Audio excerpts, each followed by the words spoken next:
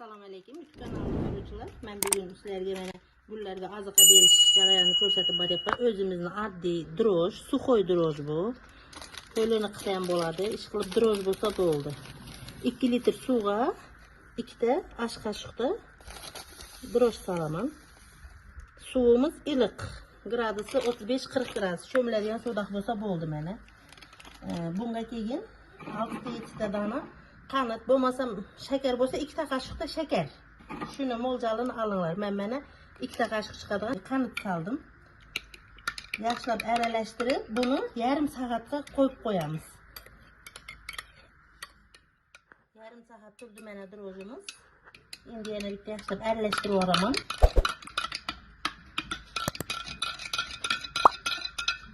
Endi buni men 2 ta leykaga bo'laman.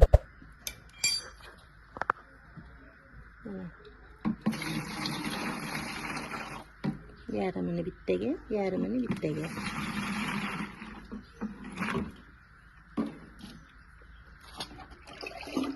Bunun üstüne suv qo'yaman. Ikkalasini to'ldirib qo'yib, gullarga quyib beramiz. Bu ham desa drojimiz gormon hisoblanadi. Gullarni yaxshi zo'r o'stiradi.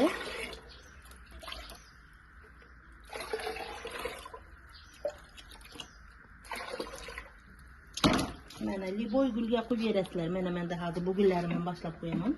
Kecha men kechqurun bu gullarimga to'ydirib suv quyib qo'yganman. Chunki mana bularimizni chiqib ketmaydigan qilib, o'ziga yarasha qilib mana qo'yaman.